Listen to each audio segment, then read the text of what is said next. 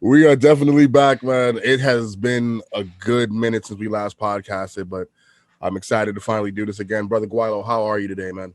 Brother Face, everything is good, man. Yeah, it's been a while since our last broadcast, but yeah, everything is good here. Surviving the pandemic, still alive and kicking, Yeah. and I'm ready. I'm looking forward for tonight's show. All right, man. If you don't know, I'm Face Mason. That's Brother Guilo over there. We are the Broheim Syndicate. This is late as always on Broheim Radio.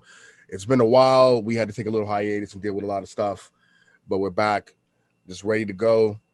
And we'll just start this off. We're just going to run right into this and get into talking some games. But before we do all that news and stuff, Brother Guala, what are you gaming? What games are you gaming Man, as of well, late? right now I'm in the middle of this game called Resonance of Fate for the PS3. It's a nice RPG game. Definitely long. I'm already going into 60 something hours playing this game, and it's really it's pretty good. The up I would say the the leveling in this game is kind of weird because you're playing as three people, and each one of them wields a certain weapon, Yeah. which two of them will deal like this like these power hitting pistols, while the other guy has a machine gun, and what that does is pretty much it weakens the armor of your enemy. Okay. So he's kind of good at being in the middle. You got one guy shooting the enemy, and then he'll soften them up, and then you have the guy with the machine gun, which I guess he does scratch damage, which weakens his armor, Yeah. and then the lady, you play as one lady, and she just goes in there for the kill. So, and it's weird because you get to use all these different types of weaponry, and we're talking about like Molotov cocktails, we're talking about grenades, but the difference is that you have to level each character using certain set skills. So let's say if I'm playing as Restaurant, I think his name is, and his grenade level is at one, I could literally like keep using those grenades, and I could level him up that way, or I could just level him up using his main weapon. Okay. So it's pretty good. I mean, this game is it's definitely time consuming. I pretty much was playing this game through, I believe, in the beginning of September, and in the middle of that time, if you could see from the last video, did a lot of projects and kind of remodeled the room here, and as I was doing all that, I kind of like put that game on the side. Okay. So now I'm picking it back up, and I think it's only 14 chapters, so I j- um I'm up to chapter 6, so I'm almost at the halfway point, Are you man. being like a completionist and that's why you're taking forever again?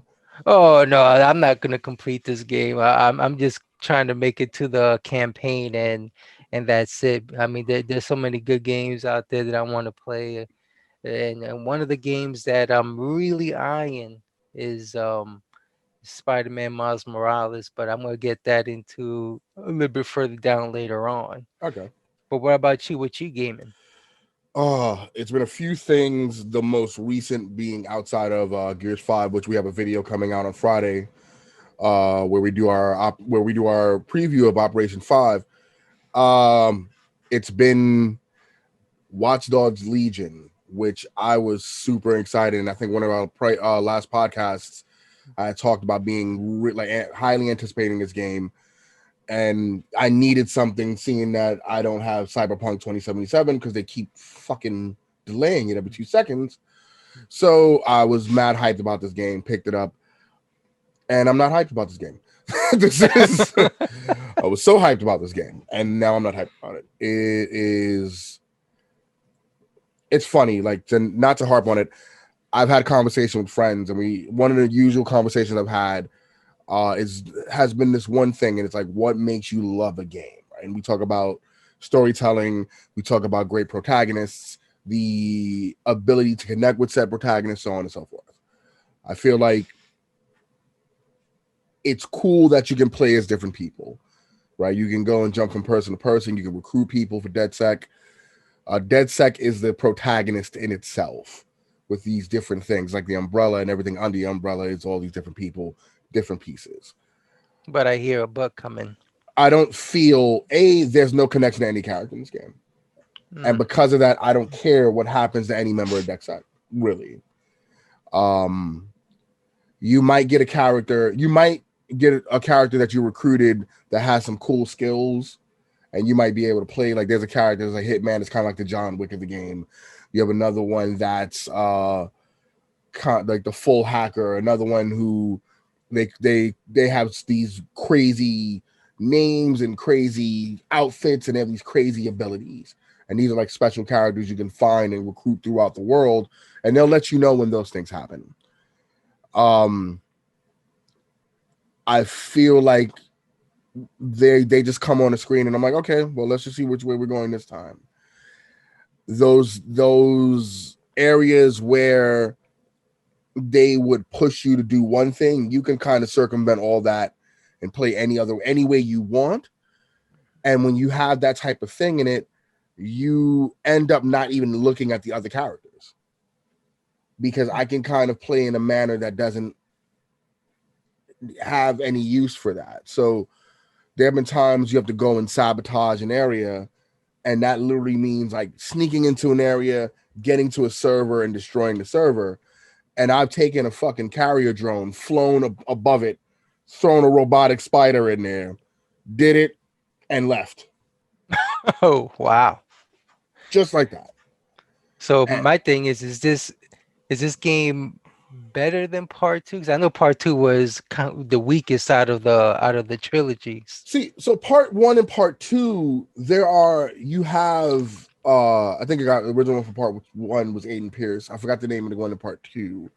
But even if their stories are formulaic, you still have these characters that you can basically you can relate to in some way, or relate quote to in some way, shape, or form. There's none of that for me here. Even if you don't like some of the characters in part two, even if you think that DedSec is really it's kind of like a story of no one who's ever used a computer. And we're going to make these hackers up and they're all going to look cool and crazy. And this one has a shaved head because kids love that these days. That's what it seems like. I feel like it's reaching, really like kind of reaching to like connect with an audience now. So it's like, oh, and I don't mind you have non-binary characters and all this other stuff. That's fucking awesome. But I can't connect with any of the characters here. Yeah, there's a mission, and fucking spoilers for 2 seconds. There's a mission where you have to find a DedSec member because they were kidnapped. And throughout the mission, you find out some fucked up shit about what the enemy corporation is doing. Yeah. So you find this dude's body. And I don't care. Because you don't even know who the fuck this is. So, and it's the woman in charge. I forgot. I think her name is Sabine or something. But she's like, "Oh, he's a really." It's to the point. It's like, "Oh, he's a really pivotal part of DedSec." And then it's like, no, and it's so fucking just dull. Voice acting is horrific. Oh, It is so bad. wow. Outside of the main characters that you talk to, who head DedSec, or the main villain or anything like that, fine. These other people that you recruit and the conversations they have, horrible voice acting. Some of these people don't even look the way they speak. Oh man. Like Damn. you look at them and like you don't even sound close to what you look like. Like nah, like so I kind of feel like a lot of this shit was just phoned in a lot of ways. There's no co-op yet. That's not coming to December, and I forgot the date for that. But again, I feel like this was rushed to get a title out there to hold people over till we get Valhalla. And so I put some time into it. I've unlocked all the boroughs. And again, the last time I picked it up, I think the character I was using that I actually kind of liked using got arrested, and I was like, I'm not playing this anymore. this is really boring. Movement sucks. There's a lot of things I'm just not feeling, and Mm. it just shows all the Xbox issues with fucking it's buggy as shit. I've Oh my man. game has crashed multiple times, and I'm saying multiple times in a day, like multiple times, like throughout this since I've had it. No, it'll be 2-3 times a day that shit might crash. It is horrible. They put out a patch that helped it out a little bit, so I'm not getting crashes, but I'm still getting a crazy amount of bugs. It feels like Hmm. if Ubisoft was like, "Hey, we're going to make a Bethesda game pre Microsoft fucking takeover," that's where we're at right now. Oh We're going to man. make Fallout, and we're going to be just as buggy, guys. And that's how I honestly feel about Watch Dogs Legion. I don't. I've read reviews and no, this game is great. You must be playing a different game than I am. So like for me, that game is a 6.5, maybe 6.5 at the most Mm. until they fix that shit up, or until co-op comes and they put some real thought into this thing. But I don't really care to go back to it and finish it, which is rare because Mm. I like to finish everything I have. Shit, man. I'm sorry to hear that, brother. So yeah, other than that, it's been that. And when we've been doing our co-op Fridays, playing Gears, Hmm. uh, again, super excited about Gears coming out with the new operation, and we have some news we'll report on that later on. But that's been it, man. Just fucking Watch Dogs Legion. Shit, man. Well, at least I guess I'll be playing that, but I guess I'm gonna wait down the road. Hopefully by that time there'll be a fix me a patch for that, man. You might sell that shit the way you sold Anthem. Well, I mean, since we are talking about fuckeries right about now, I mean, shit, something that I heard about this. What was it? If you're a fucking YouTuber member, premium membership, you get the fucking Stadia for free. So let's get into this thing right here Man. that is the mockery of Google Stadia. So as of a couple of days ago, it's been reported by Polygon that Google's trying a new way to get the Stadia out to everyone. It's been failing. Uh, it's been a beautiful fail. It's been unbelievable to see how this thing that they put so much into has failed. So now, if you are a YouTube member, a premium member, before November 7th, you have the option to get a free Stadia bundle from Google. Mm. This free Stadia Premier Edition is $99, and they're giving it away for free, Oh yeah. which tells you that they're really not. They just want to get it out here. I don't see them having any real faith with the release of the XCloud or the release of the tested version of the XCloud. And people touting it as being fucking fantastic in beta. I think that this is a real desperate maneuver from Google to get Stadia's out and home. I mean, I'm telling you, Google, they could sell their soul to the devil. They could do whatever the fuck they want to do, but the Stadia is doomed to fail because not only is their whole marketing aspect is horrible, but I always said it like, why are you going to be paying full price for an old game knowing that you could play set game on another platform for half the price? If and that, not and not only that, I mean, everything if you're going to pay for a service, you're paying for a full game that you don't even own. I mean, you only have access to play that game and you're paying yeah, $60. So only if that seeing server's up. Yeah, yeah, so if you see that server model going up, you're like, that business model doesn't really work, especially like with what Microsoft is doing with Game Pass. I mean, that shit is just killing it.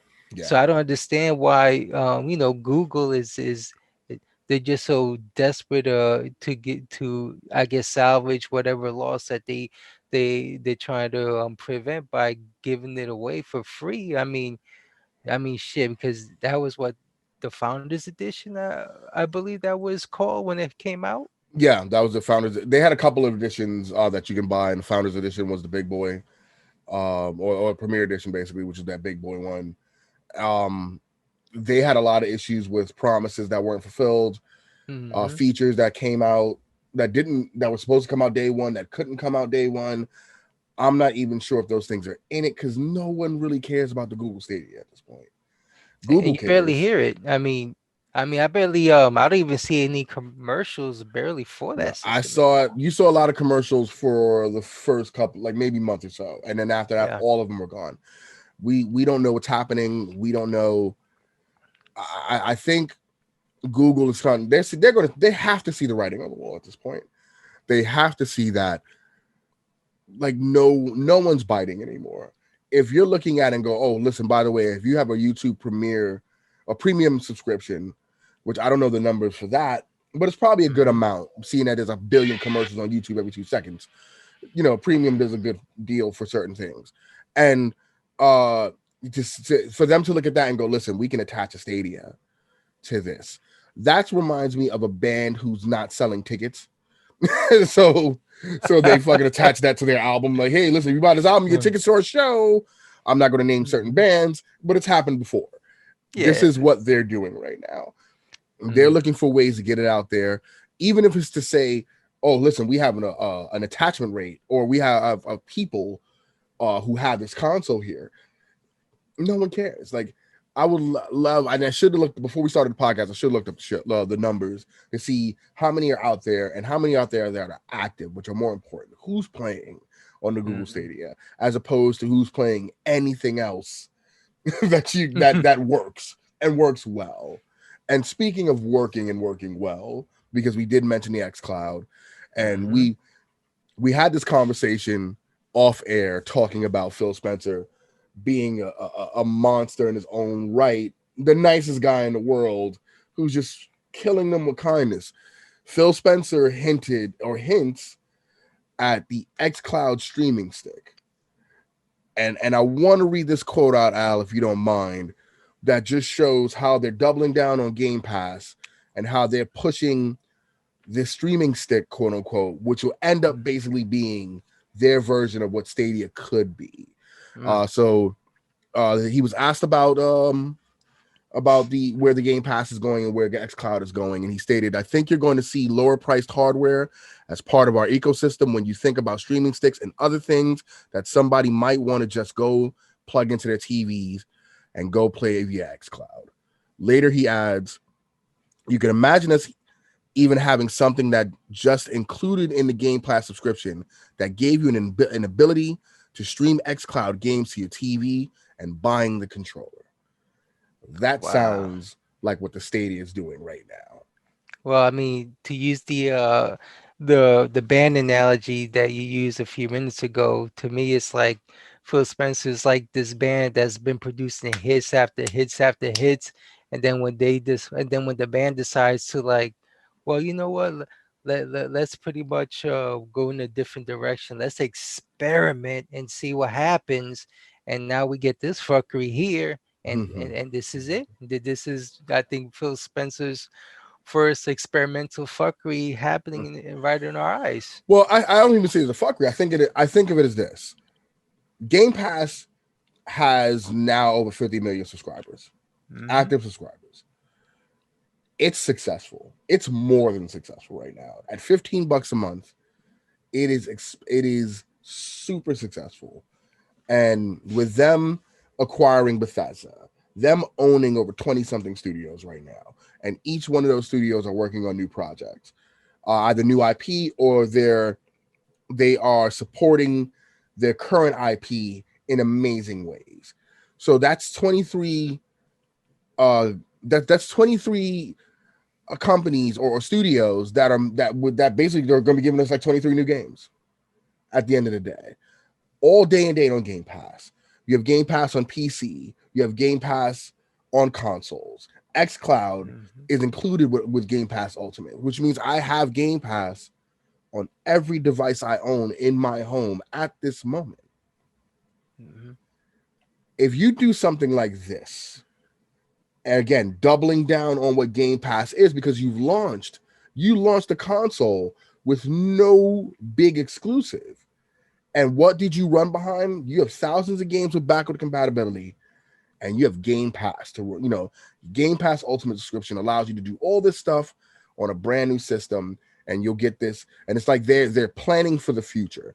Everything that's been going on is planning for the future. Keep in mind that I think they had to go down this road a little harder because because the reaction to Halo Infinite and a lot of these games not being able to come out with the pandemic or and launch at this time. So you have a couple of launch titles that did come out, Bright Memory and a few others, but everything is more pushing on current IPs being optimized, as well as what we can play on Game Pass, which is being added every time we turn around. It's a new game being added. So I don't see it as an experimentation. I see them doubling down and trying to figure out a way, how can we get this Game Pass thing into people's homes? And even people who don't have the money to buy a console, like, they don't have the $300. They don't have the $500. They don't have the $1,000 to get two consoles. If they did something like this and put it out at $70-$80, controller and a dongle, and you plug it in, and now you have a $15 $14.99 subscription of Game Pass Ultimate, or just Game Pass in general, and you can play all these games and have them streamed at the highest resolution possible. Why not?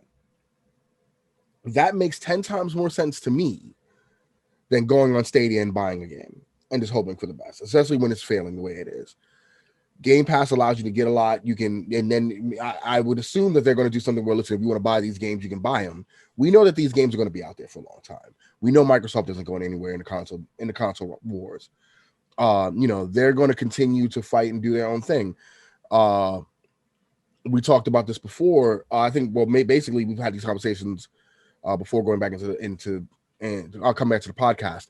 But Phil Spencer's idea of like this massive gaming world amongst all consoles is going to happen. Game Pass is the way they're going to do it.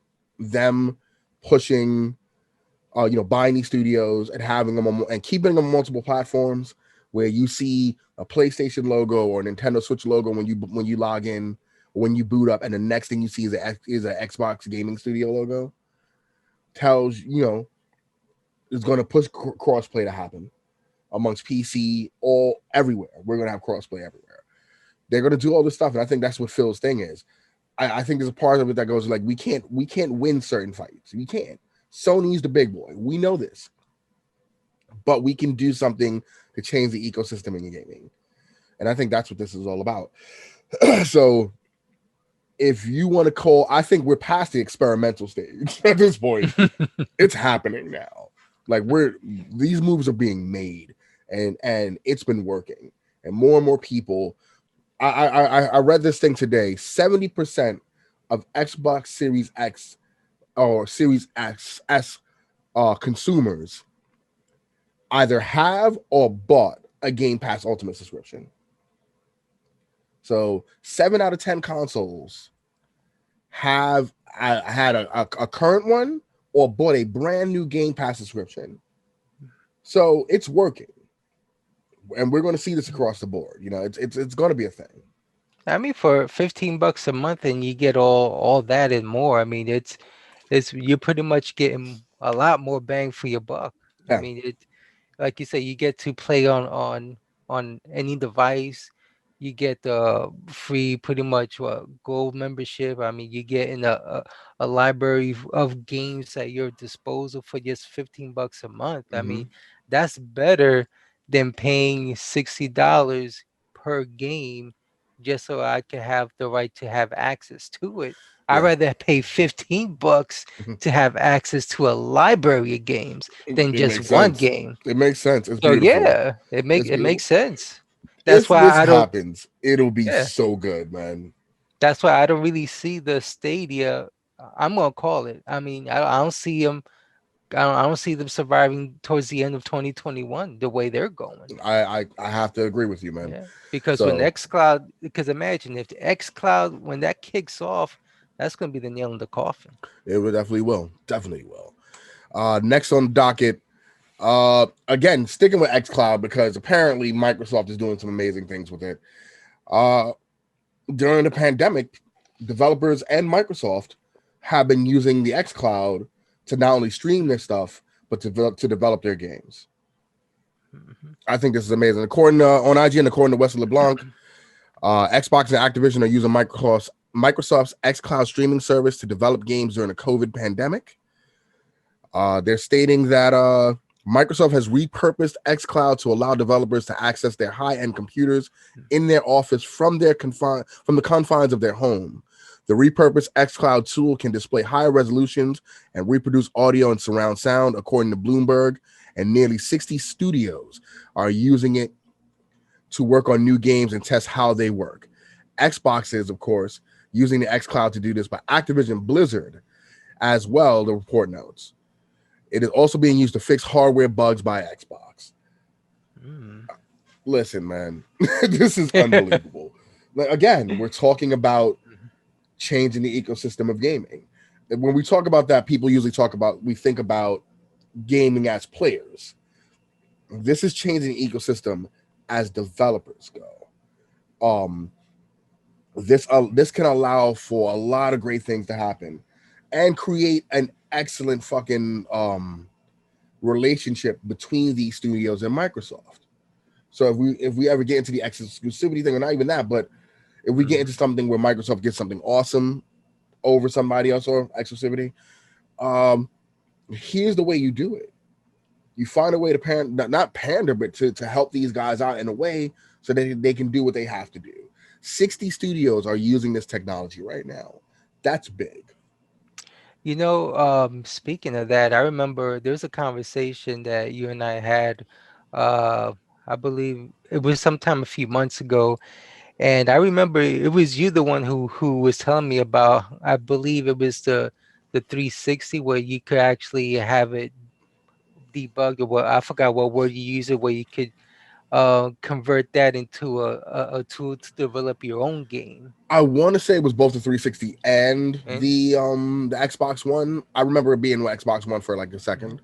so imagine if once the xCloud comes online, that's going to be available not only to these big companies but to like players like say you and I who play these games and may have an idea of wow, maybe I want to create a game. So now if they do that, and the xCloud will be a fantastic tool for that. It's just your imagination is limitless. Like Yeah, you because have you can do it what on the go now. Like outside of yeah. if I'm home and I have a rig and a kit to do it now, but if I Hmm. need to get in touch with that kit and I take a laptop with me and I go away for a minute and I have to work on, so I want to work on something away from home, I can do that. I can use xCloud to literally do just that.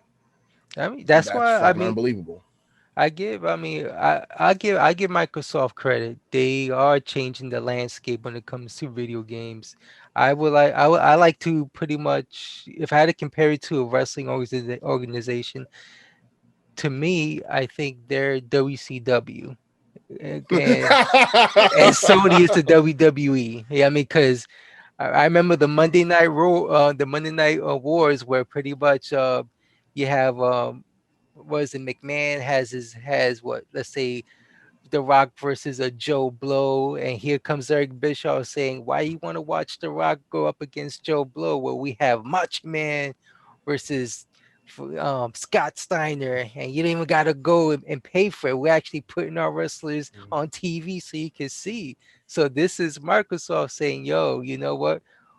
We're knocking on your door. We're gonna make these games. We want cross-platform overall, and not only that, plus we're gonna have the tools.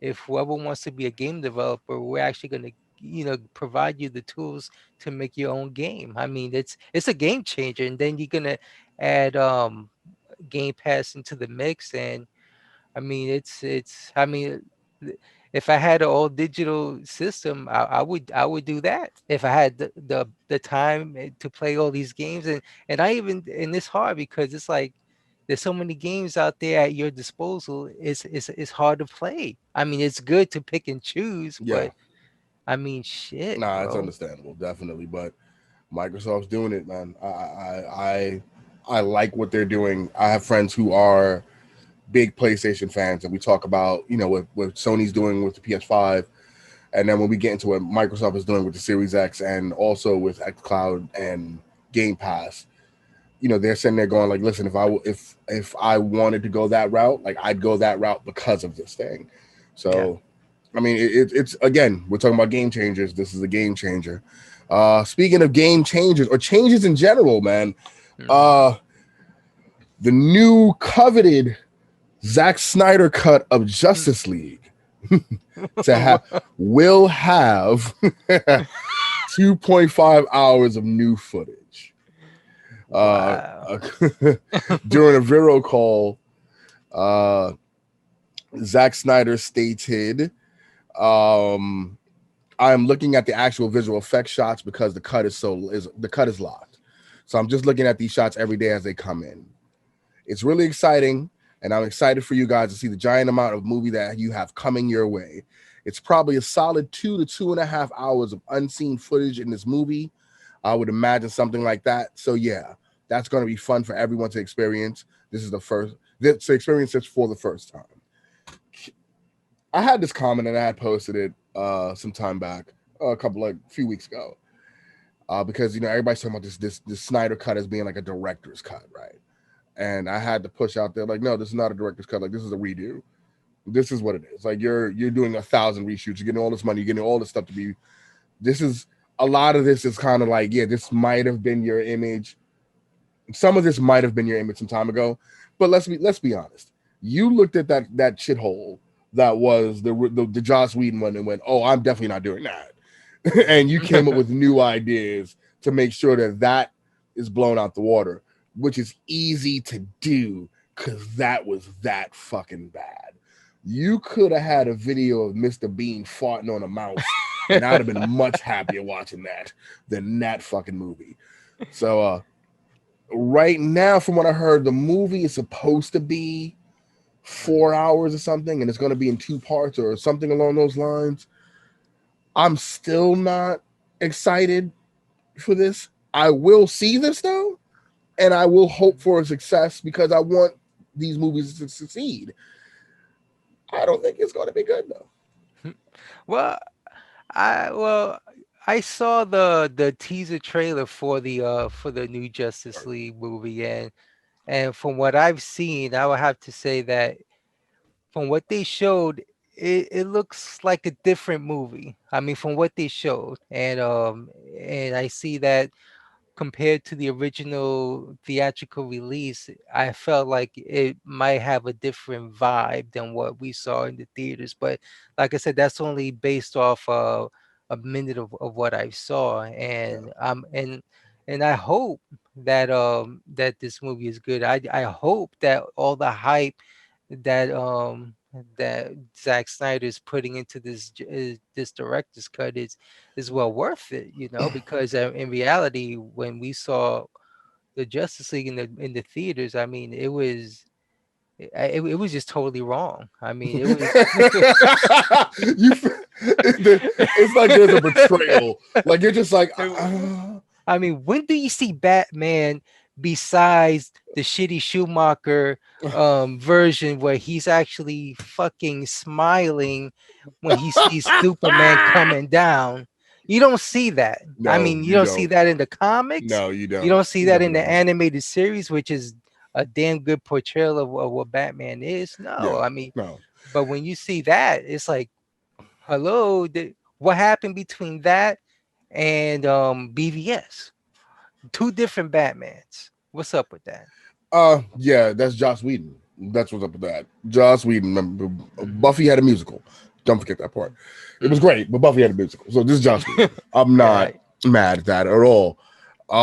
He also gave an update on Ezra Miller's Flash character, saying that he'll be more in tune with physics. And I quote, I know a lot of people that love that aspect of it. I just don't. I think it goes against physics. Uh, you can say they're protected by the Speed Force, but that's open to interpretation. I feel like if you grab someone at the speed he's moving, you could literally tear their arm out of its socket. He's moving so fast. It would literally peel the flesh off of someone's body. So he's got to be super careful with humans inside of the Speed Force. What the fuck Mm. are you talking about, Zack Snyder? This is the Damn. shit Mm. that this is not real. Can we understand this is not fucking real? You have a dude flying. You have a guy jumping out of fucking planes and shit. You have a chick who's destroying. No, Mhm. this is fucking comics. I don't need a real explanation. He's No, fast and he does cool shit. that's all we need. All We you don't gotta do. don't Michael Bay the shit. Like, I don't need Just anything extra. As long as he's not talking that shit, or like I think it was David S. Goyer or somebody that was talking about, oh well, Batman can be raped in my movie. Like, as long as you don't pull nah. that bullshit, we're fine. But again, just make a great movie. I've said this in the past. I think I said it on a podcast or two. Zack Snyder is a fantastic cinematographer. These movies look so beautiful. Effects are always great. I'll even give it down to its costume designs of looking really fucking amazing. Yeah. I Yeah, I don't mean, think. Hmm? because I like the costume design for Superman was I like that costume. I I even didn't like mind it at the all. I didn't mind it at all. I even think the Batman's costume, Batman. yeah, I think he looks great. You know, those things are fantastic and I love it. Hmm. I don't think that he's a great director, and that's just my opinion. And people might want to shoot me. People could put their comments in the below. I don't care, and we can have that conversation. But it's just not great for me. But again, I'm hoping. I can't say I'm even cautiously optimistic. I hope this is good. I hope Hmm. this is your, like, if this is your true vision and you're getting a chance to make what you wanted to make. I am on his side. How they got rid of him is one of the most fucked up ways you can get rid of anybody. With Yeah, what so yeah, I'm definitely on his side for him to make a great movie or a better movie than that to kind of prove that he's necessary. But as far as I'm concerned, I'm not a fan of most of his movies anyway. The one movie I love that certain people don't like, I think The Watchmen is one of the best comic movies ever made. Um, hmm, and the changes he made were perfect. That director's cut of The Watchmen, I can watch that 5 times in a row. It is so good. But I haven't seen that quality again since I watched that movie. So, I'm hoping for the best for him, and hmm. hopefully his vision is fucking amazing.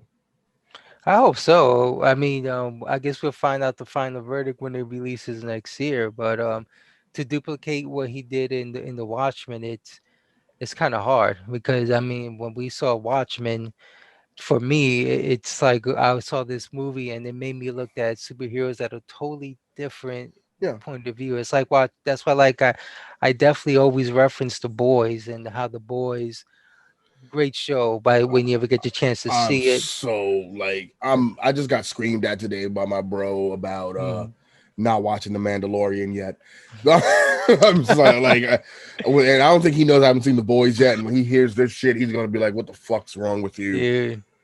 I mean, But because yeah, when you see the boys, it's like I see a lot of what of what the Watchmen was, yeah, with that yeah, movie, and to bring that to light, it's like, yeah, not everything is black and white, but there's a thin line in that gray shaded area, yeah, and that's what made that movie so like it punches you in the face. I mean, I was like, shit. yeah. Even I remember we were in the theaters. I walked out of it, Yeah. and I was like, wow, man. I mean, looking and I've been a superhero movie buff for years Mm-hmm. and reading the comics, and that never came to me like, how can a superhero do so much shady shit behind the scenes until I saw Watchmen. Yeah, no, it's a fantastic movie. So here's hoping for the best with the Justice League, Mm. man. Good luck. Yeah, right. uh, next. Oh God, I feel so bad because I bought this game and it's just terrible at this point. Marvel's Avengers reportedly Uh, lost 96% of its player base since it launched. According to Screen Rant, Peter Morix, it's been reported that Marvel's Avengers had lost 96% of its player count on PC since its September launch. Apparently, I was reading some comments on another thread, and most of its sales, I would assume, came from PC players. So I guess that's why it being on PC is important. The game got decently favorable reviews when it launched, but immediately flagged afterwards. The game's live service content wasn't engaging enough to keep players hooked. Only a month after the launch, it began losing players fast. Oh, it's going to continue. Ubisoft, I'm not Ubisoft. Square Enix has talked about adding some stuff to the game. Doing some things that's going to bring players back and make and invigorating the game. I don't think that's possible. I think we're done. Mm. I think we're done. You know, speaking about that, and it's always something that's been kind of in my head when it comes to these certain type of games, and I played a little bit of it, and I enjoy for what I played on it, but Same. I think as a gamer, I think that we definitely get tired of a game really fast, especially if there's no more campaign. If we done the storyline and then the multiplayer online is kind of like half-ass or Hmm. whatnot, then it's like what's the use of playing this game anymore? There's nothing new for me to do. Whatever Yeah. I did. So I think that to keep players interesting, I think that's the challenge that Square Enix has, and that's not an easy task to do No, I mean, because yeah, you're right. The last thing I'll say on this definitely yeah, is when you're building an MMO, yeah, you had it's campaign is fantastic. Like campaign is easy. You can do this, tell your story. Everything relies on what happens after the fact. We don't want to do the same fetch quests all the time. hmm We don't want to do this same quest 19 times because it's harder this time. No. After a while you start doing the same thing and you'll just move on to the next best thing. WoW had its moment where it lost a lot of players to a lot of new MMOs that were dropping at the time. Are those MMOs out now? No. People went back to WoW because Blizzard for that moment started putting out shit that was just unbelievable and people kept going back. But we're talking about console MMOs, and this is a little different. And you have to keep people involved. The same way anything. Skyrim is like it's generating quests all the time. That's why you have people who's put 2, 3, 400 hours into a Skyrim game. That's fucking nuts. Um, I again, like I want to play this game. I played it. I love I thought the campaign was really cool for what it was. When I beat the campaign and started playing the post campaign stuff, I was like, if you're not playing with anybody, then there's no point in playing this game. If anybody wants to go buy this game, make sure your friends have it, and so you can find a way to make this fun. Because Square Enix isn't, hmm and that's the sad part. And speaking of things that weren't fun, oh jeez, I think I EA, know. yeah, EA teased some new Javelin designs for some new designs period for Anthem 2.0.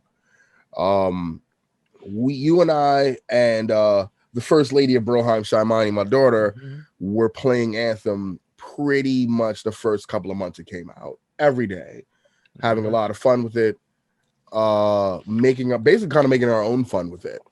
And then after a while, with glitches and just a lack of focus, we didn't care about this game anymore. To the point where you sold it. Mine is sitting up there hmm collecting dust somewhere. Um, and EA started talking. Then we started hearing about all the issues that BioWare was having between their different studios, and then EA started talking about, well, we're gonna redo this. We're gonna step back, kind of support it with the content we had in mind, but we're gonna redo this game. As I've showed you and people have seen already, what we're seeing looks more like a Destiny loadout than anything, and they're kind of trying. I guess they're trying to pull a Destiny and revamp this game and give us a lot more. But uh, they're talking about abilities not being drops for actual unlocks, new stuff, new modes. All gear counts. Like all these upgrades actually count towards something. And now we can see fucking stats. We know what we're worth when we go to play these games, or play these modes and stuff. Skill points are being awarded. Skill trees are being put in. Passive abilities, active abilities, stat boosts. All these things will be thrown in this new version. If you look at it, even down to the weapons having stat bonuses as well, and I think that's great. I'm really really hoping that this game can be can give us something amazing, because I did have fun for that for the couple of months we played. We were having some real fun. Well, So I mean, EA, I mean, they have to, when they push in this revamp, they have to push it hard, because when this game came out originally, it was, they didn't know what direction to go with. They had an idea, the execution was nowhere as close to what they had planned. You know, we made this game fun, us three, because we had our own, you know, in our own mind, we had our own little storyline, and we were doing yeah. this and this and that. But Hmm. even throughout the glitches, we saw what happened. We saw the drops were shit. We saw that I was getting weapons, and I was playing the tank, and I'm getting sniper rifles, and there was no way in hell I was going to use a sniper rifle the way I play. I mean, I couldn't even give it to you if I wanted to. And then after that, we kind of like say, you know what, this game, we're not even going to bother playing it, to the point like you just said. I mean, I gave that. I mean, I just traded that shit away. And Yeah. then seeing this 2.0, I'm hoping that it does do good. I mean, I'm still skeptical before I buy a used copy, because I ain't buying that shit new. Well, it's I'm $12 at Target, brand new. What are you talking Oh about? fuck yeah! Look at that. Go Or ahead. maybe I should buy it now before it goes up, if this if it gets good, right? Yeah, right. But I definitely want to see gameplay. I want to see, I want to see it polished already, because Same. I Same. would like to, because at least, because we're living in the world now, man, where it's like, yo, if I'm gonna give you my hard-earned money, I want my bucks worth. And I feel bad for those people that actually bought the Legion of Shit edition, because they're the ones who really got fucked. I Oh yeah, mean, they not got treated like yeah. dog shit, man. And it was sad. Like they put out a game. You bought this edition to get the game a week before Mm, release, and didn't get the day one patch until the actual release date. mm. So you're We got the playing, day one patch, yeah, and because we only we paid $60. like, yeah, so they paid $20 for superficial shit. Mhm. Yeah, the whole thing was is a clusterfuck. I hope they get their act together. I hope, like, I want to do some awesome co-op shit. Like I want to play an awesome MMO on console. I hope they get it together. Let's see what goes on. Next, man. Speaking of some crazy shit that's happened, man. Capcom, uh, their sales and financial information was stolen in a major hack a couple of days ago. Over Mhm. 350,000 items from employee personal information to IPs they're working on to business deals, also passport information, HR information. It's been crazy how much shit has been stolen from these people, and some things are being leaked as far as like new IPs. Apparently, I'd read something like a Resident Evil 4 VR version was coming out, or they were working on something about that. The release date for Resident Evil Village was on that list. A bunch of stuff. You can't condone this stuff happening. It's sad. I hope that Capcom gets their shit in order, so that this doesn't happen again. But yeah, man, this is a sad day. I mean that, and it's, to me, it's scary, because I mean, you have your personal information out there, and then not only that, you have all your ideas leaked out there as well, and it's pretty much anybody can see this stuff. And it's like, we live in a world where, everything is in the digital age, so Yeah, anybody can have access to anything. and, yeah, and seeing that, it's a total breach of security. And you don't even feel secure, because it's like what happened with the whole Sony, when Sony got hacked.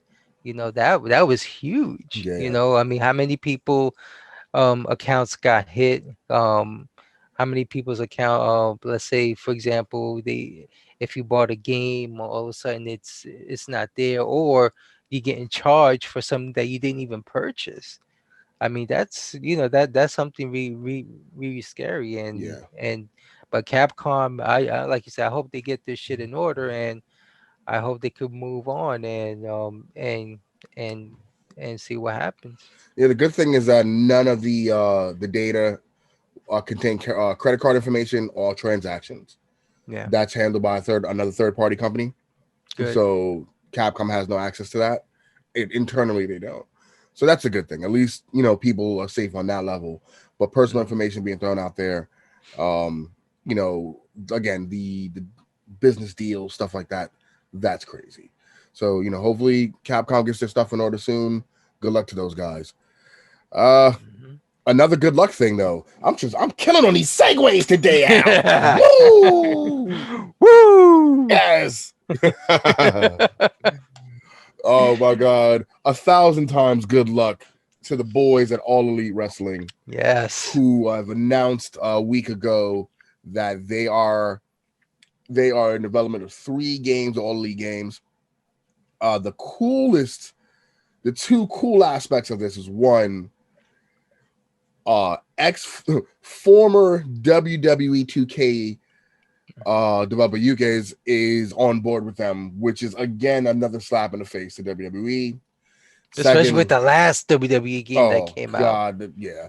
And then secondly, the original developer or director of No Mercy, which why am I not getting his name? Because I keep forgetting it, and it should be in this article, but it's not. But he's involved in building this game as well. Kenny Omega's involved in building it as well. I think Aubrey Edwards is too. So, here he goes. It's Hideyuki Iwashita, who directed WWE No Mercy, is involved, which is so good. Oh my god, I can't. No Mercy is one of the top games of all wrestling games of all time. Mhm. Um, yeah, this is this is gonna be great. Now, some people had watched the little teaser trailer that featured him, Jericho, and Hikaru Shida, and this doesn't look right. It's a little stylized. And people complained about a trailer. Like, we've not even seen gameplay or anything. It's a CGI trailer. So, I want to see some stuff. Hopefully, we'll see something in the coming months. You know, and I'm in. I'm definitely in. I You all can't in? wait. Oh yes, I'm all in with All Elite Wrestling. Yo, see, and that's the thing, and I haven't. Yeah, and this is so funny because I haven't bought a wrestling since 2007. That was That what was the last. That was what was it? SmackDown 2007. I think okay, probably. that was the last game I bought because at that time, wrestling. I love old school wrestlers. I grew up with watching Hogan, Ultimate Warrior, Yeah. Macho Man.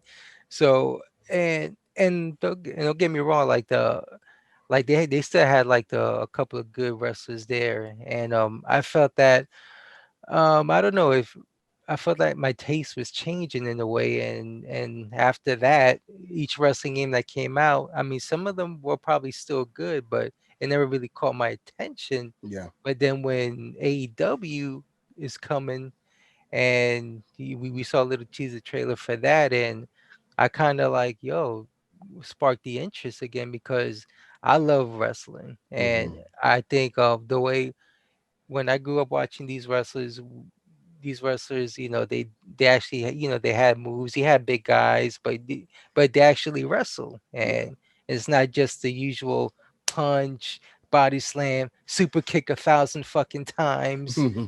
We actually got to see some wrestling, and you see that a lot in AEW. Oh yes, You that know, we gotta mention the possibly the greatest tag team match of all time with the Young Birds versus FTR at Full Gear, and yes, their love letter to tag team wrestling. oh, It was love it. so beautiful, man. Like that. I remember when the Young Bucks. People were talking about like the Young Bucks were like spot monkeys, and they didn't know how to tell a story in the ring. Right? Hmm. FTR is the quintessential example of a young team who thrived on old school tag team wrestling, like real tag team wrestling. They can do the singles thing, but they're fantastic tag team wrestlers. You have two of the best tag teams in the world going head to head for a title knowing that AEW's tag team division is stacked.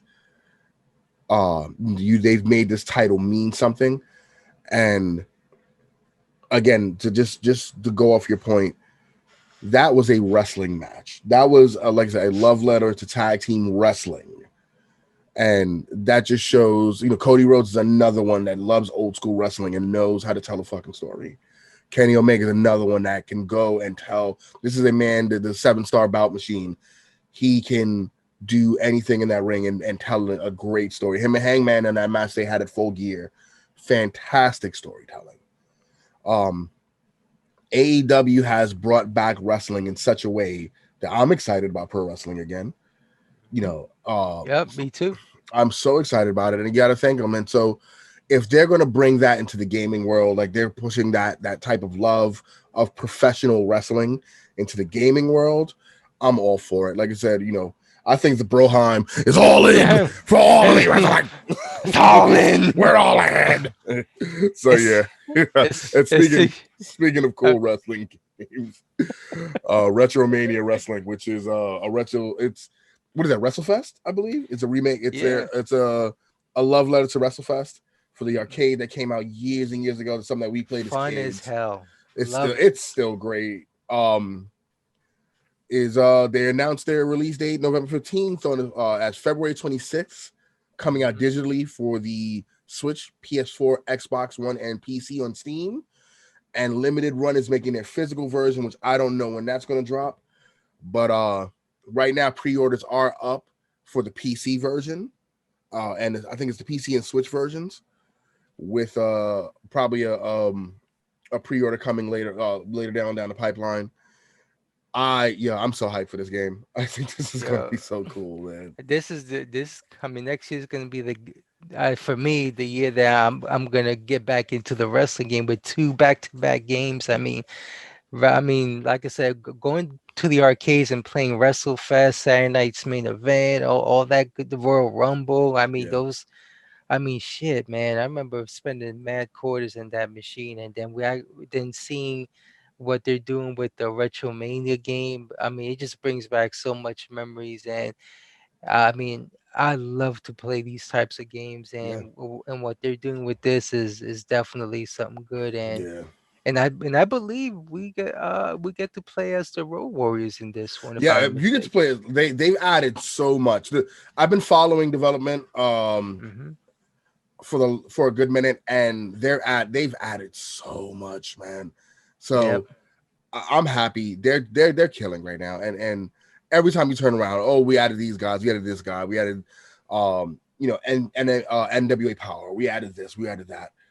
This is going to be great, and we're going to definitely I think the day it drops, we'll be streaming the fuck out this game. Oh yeah, we're ready to go on that one, man. This I guess if Limited Run does it whenever pre-orders comes out, I got you. No, we're rocking. We're getting rocking 42 collector's editions for no reason. For no reason, man. For no reason at all, man. Gears of War 5. We made a video yesterday, which should be up Friday. We'll be streaming some more of it Friday. Came up with the new Operation 5 new maps. I think I got one of the maps wrong, but Nexus, Regency, River, Clock Tower, and Gridlock, all from different parts. We did 20 rounds of Horde on what was it? What did we do? I think it was a rail line or something. Yeah, it was that's the ice cave. Yeah, right? The ice cave. Yeah, that was hella fun. I can't wait to get more into this. Friday is gonna be really fun. So hopefully people come and check us out. Twitch.tv/Broheim Syndicate, BROHEIM Syndicate. So watch us play and talk some shit with us and hang out, man. It's gonna be a hella fun, and we might end up doing a couple more on Saturday as well. Same spot, Twitch.tv. I'll be throwing on YouTube as well. But if you don't see us on Twitch, come to the YouTube channel. You'll see us there too. But going into Gears again, the New Day are playable characters in Gears 5. And I didn't believe this at all when I saw it last night. I thought it was a fucking joke. But as of yesterday, reported by Matt PM Kim, WWE members Mhm. of the New Day, WWE members of the New Day are coming to Gears 5 as playable DLC characters. Xavier Woods, along with tag partner Kofi Kingston and Big E, will be coming to Gears 5 as DLC. Woods revealed today on Twitter. His Twitter read, "After playing Gears of War for years and reading the books, I am happy to announce that myself, Kofi, and Big E somehow convinced them to make us playable DLC characters in Gears 5." If you see the photo of them, it's them in the most colorful Gears fucking armor. And it's so cool. I'm so happy for these guys, man. I love what they're doing. I think that Xavier Woods, aka Austin Creed, or vice versa. I love his gaming channel. I love what he does. He's a true nerd who's a fucking jock, like what I was in high school. I love what these dudes do, man, and I'm proud of them. And again, good luck to guys. Keep it going, man. I'll definitely be Yeah. throwing that skin on, and we'll be running some shit. At Oh least with yeah. the guys in the New Day. I mean, I'm definitely gonna play that, and I think it's a good move, especially towards with the Gears franchise, because it may, but that goes back to what we were saying way back in the early of this podcast about keeping the game interesting, and this is a perfect way of how you making this game relevant. You Yeah, know, like you constantly changing it up, you keeping it fresh, so the minute you get bored of it, Microsoft is going to be like, "Ha, got you, bitch. Check this out," yeah, and basically. you're right back into it. That's it. That's it, man. Happy birthday to you, Guilo. Whoa! Wonder Woman 1984 coming to HBO Max and theaters on Christmas. Oh, damn! Happy birthday to me. That's it. As according to GameSpot's Chris E. Hayner, Warner Brothers has confirmed that Wonder Woman 1984 will in fact be available in theaters and HBO Max streaming service subscribers on December 25th. In a press release, Chair and CEO of Warner Media Studios and Network Group, Ann Sarnoff, said, "As we navigate these unprecedented times, we have to be innovative and keeping our businesses moving forward while continuing to super serve our fans. This is an amazing film that really comes to life on the big screen, and working with our partners in the exhibition community, we will provide that option to consumers in the U.S. where theaters are open. We You realize that a see? lot of consumers can't go back to the movies due to the Yeah. pandemic, so we also want to give them the option to see Wonder Woman 84 on our HBO Max platform. This this was something that was talked about that Disney Plus was doing. And they wanted to do that with Black Widow and a couple other releases. I think there's a few releases that are going to drop soon that are doing this option too. Mhm. But you're doing it with a massive movie in Wonder Woman 84, which is their most anticipated movie right now. That's not the Zack Snyder cut. I am so excited for this. I'm so glad that they finally gonna release this movie because seeing the trailer, I'm so hyped. I mean, out of all the DCEU movies, I love the first Wonder Woman. That got me hyped. Yes. But Yes. watching this one, I mean, I'm like, yo, I can't wait to see this one. Yeah. I'm so happy that they actually finally releasing this because I was a little sad because this movie was originally supposed to come out in the summer, but due to the pandemic, Yeah. things changed. Mm-hmm. But I'm glad that they're actually gonna release this movie, you know, and while watching the trailer, I mean, this movie looks so good, So man. good, man. So good. Yeah. So you're a massive Spidey fan. We already know this. Um, You threw this on the docket immediately once mhm. once you found this out. Going back to the D's, we're actually going back to normal. Now we're transitioning from DC into the Marvel age. And how Yes, man. It good has, is it? according to Small Screen, Ed Louder. It has been revealed by us to sources close to the project that Sam Raimi's Doctor Strange 2 will feature one Tobey Maguire as his version of Spider-Man. Sources did also add that it would be a cameo appearance and will involve the multiverse. So obviously we know that Doctor Strange will be the one to open up the multiverse and bring in all these other characters, these other additions that Marvel's finally acquired all their IPs back, and we're getting these boys back. Well, not all of them, obviously. Spider-Man isn't, but he's part of the MCU, and we're going to get some more. It's already been reported that Ryan Reynolds Deadpool will be in the movie, and now that we have Tobey Maguire, I also heard a rumor that Andrew Garfield's Spider-Man might be in it too, but that hasn't been confirmed yet. But Hmm. definitely this, I think this is going to be so cool to see these guys in together in a movie. You see, this is what I like. This is the game changing into the Marvel universe because just when I was a little skeptical about the direction where the MCU is going, but Okay, but seeing this coming out the woodworks, it just reminds me why the MCU is great. Good storytelling, casting is good, and it makes so much sense that the Spider Verse would take place during Doctor Strange too, because I mean he is the Sorcerer Supreme, yeah, you know, that and he you want is. to hear. And here's my crazy fan theory Oh, that in reality I think that we got a little mention of the Spider Verse throughout I believe in Infinity War when you Doctor might have. Strange was actually looking at these different outcomes on how to beat Thanos. Who's to say that he didn't go to these other dimensions that face the same threat? And how were they able to defeat Thanos? But they all died.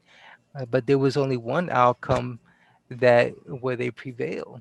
So who's to know that what by him dipping into these other dimensions, it woke something up. Something's coming. What it is, Some I don't know. But Yeah, there's supposed to be if they some a go big with villain that, that's coming. It's supposed to be a big villain that's coming. They haven't yeah, announced who it is yet. Um, Doctor Strange is a fantastic movie. yeah, Um, yeah. that's a movie I think we've watched way too many times because Shyla loves it to death. But Hmm. I think that I'm excited. I'm excited for most of these comic movies anyway. Yeah. Uh, MCU. I love the MCU. I love what they've been doing. Uh, because I want to see what the next phase entails is why I'm even more excited about this stuff. So I'm hyped. I want to hear more information, and we'll probably get a lot more. A lot of these sets are starting production again. So I can't wait, man. I can't wait to get back to normal and just start seeing Marvel movies again, I know comic book movies again, man. Like shit. it was tough, man. This year was the first year we didn't get any Marvel movies This at is all, crazy. man. This is crazy. And there's the list came out, I believe, for all the Marvel movies for next year. And so I guess we just gotta wait till next year. I think April's the first one or May. We just gotta wait, man. And Yeah. finally, we had to end with this because I think it means the most to both of us as comic book fans and Spider-Man fans. But Spider-Man Miles Morales includes touching tributes to Chadwick Boseman and Stan Lee. As again going to Matt TM Kim, Spider-Man Miles Morales includes tributes to the two Marvel Titans, Chadwick Boseman and Stan Lee, with a particular heartfelt message for the King of Wakanda. In the newest Marvel Spider-Man game, players will find all kinds of Easter eggs and references to the great Marvel universe, but one tribute isn't hidden, and at all, but it's one that certainly pulls at the heartstrings. It reads, "In loving memory of a noble king, Chadwick Boseman, his honor, strength, and compassion will reverberate for generations to come. Wakanda forever." I think this is when you beat the game that you get that. We know that Boseman died in August of cancer at 43 years old. He was so fucking young, man, and fuck cancer, by the way. Um, Boseman kept the diagnosis private for years while continuing to act in films like Black Panther, The Five Bloods, and more. That's the crazy shit. Like we didn't know, and he was still going. That's a strong fucking guy, He's man.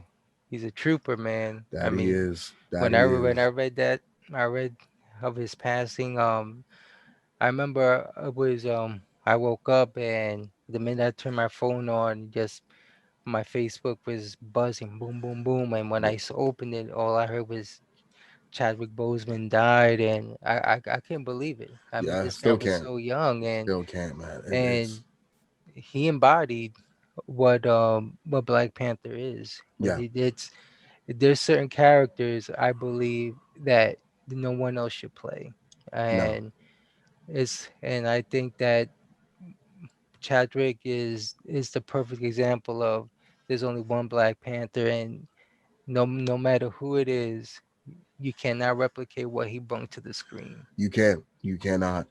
Miles Morales also includes another memorial and in-game, and that's in-game, and it's Stan Lee. A bronze statue of the legendary comic book creator can be found in the game's open world Upper West Side next to Mick's Diner. It reads, "With great power comes great responsibility. This bronze tribute to the late great Stan Lee can be found right next to Mick's Diner." This is, first of all, like anytime I see Stan Lee in anything now, I'm emotional for no reason. It's just I get emotional immediately, and I think I told you this in Edge of Spider Verse. When you see him in the store, I got emotional. Seeing him the first time in Marvel Spider Man in Mick's Diner made me emotional.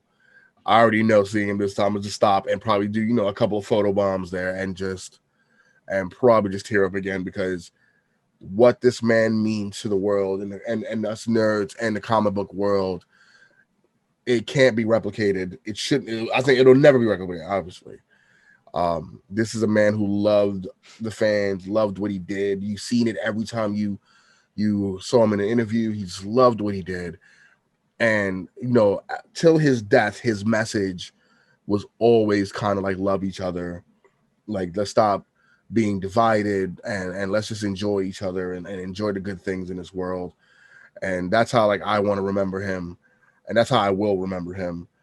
And so again, this is great. I every time like these anything Marvel, I'm like, yo, I wonder how they're gonna, are they gonna do a Stan Lee tribute now every for every Marvel movie or every Marvel game?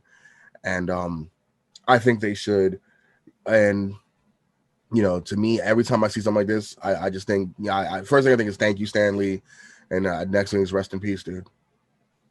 Yeah, I remember when this game came out, I was actually thinking like, wow, this is the first Spider-Man game that we're actually going to play without Stan Lee.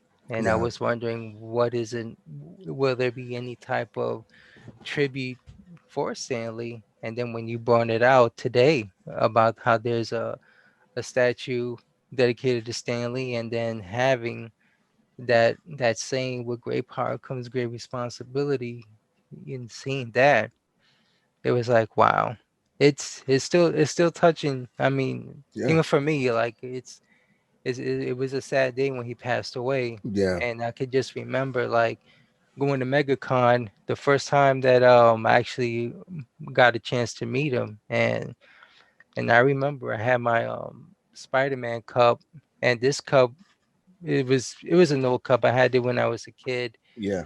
and he had signed it. He looked at it with a big smile, and I remember I got a chance to tell him, thanks Stan for creating the greatest superhero of all time.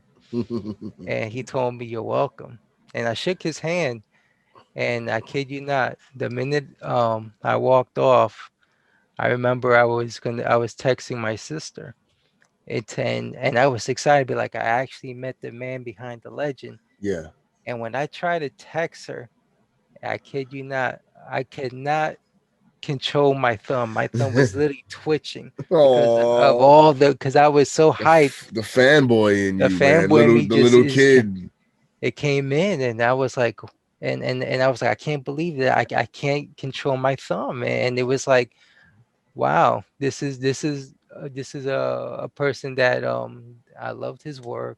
As a kid, we all grew up watching Spider-Man, his amazing friends, Mhm. especially when you hear his voice, because he has a very iconic voice. Yeah, and definitely. and I remember back in the day, we didn't have the internet. I mean, whatever news we have is either old newspaper clippings, or if you're lucky, he might be on the news. Yeah. But I remember watching the Mallrats, Oh and yeah, and that iconic scene. remember that scene where the guy said, "Holy shit!" You're Stan Lee. I said that shit while I saw that movie for the first time. I said, "Holy shit, that's him! Yeah. That's fucking And him!" it's funny is like as a kid, you've never seen him, but you remember his voice. Yeah, And then when you hear his voice and you're looking like, holy fuck, yeah, that is Stanley. yeah. You Even know, though he was in the Trial of the Incredible Hulk as an extra in yeah, in, he in, in was. the jury, but He was. who the fuck we knew? I mean, he didn't Nah, say anything. He was just an no, old man or an extra. that's But the it, minute he man. opened his mouth and he spoke, you're like, holy shit. It's funny. You hear this saying, never meet your heroes. And it seems that Stan Lee was the exception to that rule. Yeah. And again, we will definitely say thank you, Stan, for everything you've done, for every creation you've made. You have made these two nerds the happiest people in the world based on your creations, or and even and we will always add everybody else, Steve Ditko and everybody you want to put there. Just, throw them in there too.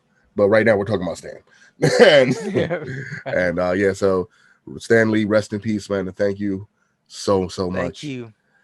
And with that, before we head out, I just want to say that we've been away just doing a bunch of different things, haven't been able to come back to this. It feels good to come back to this. We've gotten support from a lot of people to keep going and doing this and just keep working and working hard, and we will continue to do that. And we will build new content and plug the fuck out of it, and people will see you'll see these two ugly faces all the time. Mhm. Um, and then next week we'll be recording and throwing out some new stuff. We want to definitely do our quote unquote game of the year talk, which is going to be a little bit different in format. But that'll be December 18th. Come with us. You can share some of your love of whatever games came out in 2020.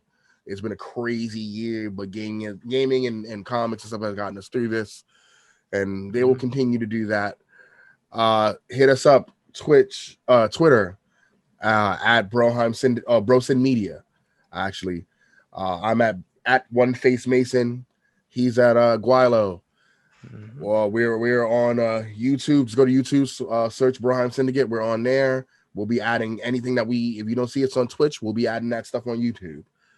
Um, And and I was like, that's say thanks for all the support and all the love that we received. We yeah, appreciate it, and definitely, we're definitely you're gonna see a lot more of us. definitely. And also on December 18th is the